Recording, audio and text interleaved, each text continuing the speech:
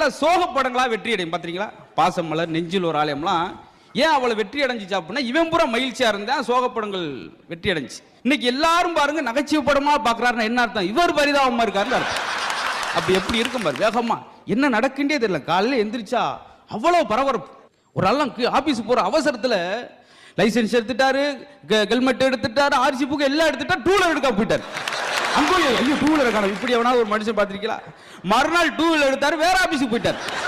அவ்வளவு பரபரப்பு. என்ன நடக்கும்? ஒரு ஆள் ரோட்ல விபத்து ஆயிட்டாருங்க, ஆக்சிடென்ட் ஆயிடுச்சு, டாக்டர் கூப்பிடுங்க. ஓ அடிபட்டது டாக்டர் ஐயா, அப்ப ஆம்புலன்ஸ் கூப்பிடுங்க. அடிச்சதே ஆம்புலன்ஸ் ஐயா, ஏயா இப்படி பிரச்சனை பண்றீங்க?